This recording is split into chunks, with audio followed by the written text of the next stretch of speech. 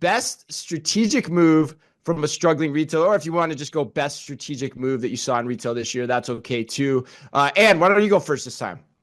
Mine was Kohl's and Babies R Us. I think if something's gonna help Hmm. bring a younger demographic into Kohl's, like you've already got them coming for Sephora, and I think Babies R Us and creating a baby registry for Kohl's shoppers, I think that was a smart move. We don't have any data on what kind of lift that's providing yet, from what I could tell, but I'm No. excited to look to that in 2025 and see if that's been helping bring more people into the stores and into Kohl's online properties. Awesome, awesome. That's a good pick. Yeah, we've always been curious to see what impact that's going to have. Yeah, like you said, we haven't seen any yet. Mine actually, real quick, was Shein in the Children's Place. I Oh, love that move. I think it's a yeah. different distribution point for Children's Place, and one that also potentially changes the economics of your DTC model long term, and particularly in a category where delivery speed just isn't that important to you.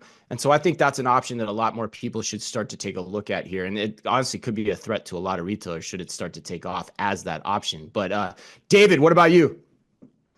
So mine's the non-traditional retailer, but Carvana.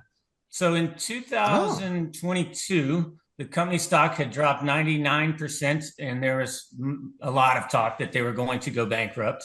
Since that's pretty then, low.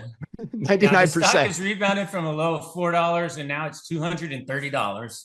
And the Wow. strategy behind Jeez. the turnaround was streamlining and cutting costs. It was improving customer experience. And then the last thing is they got smart and they went into ancillary services. So financing, vehicle auctions, they just expanded the business model and they've rebounded, I mean, in a pretty darn impressive way. Yeah, that's a great pick. Wow. Yeah, kind of off the radar screen for us too here at the show. All right, Chad, what about you? All right, I had to redefine the category for David. So this is You more. guys are just adding. I love how you're just taking it into your own hands. The Omnis will be the The A&M omnis Omnis are next year, and unpredictable. Chris and That I will be the guests. Yes, I yeah. love this. Keep going. That envelope looks like the end of The Departed too, where he like scrapes out his name or whatever, if you know that reference. But anyway, Best strategy from a rebounding retailer. rebounding retailer. Okay, And okay. we've talked about this one already, so no need to mine it too much deeper. But it is Abercrombie, and rebounding because they are coming off obviously a really good 23 as well. They were up 16% last year, up another 12 to 13% this year.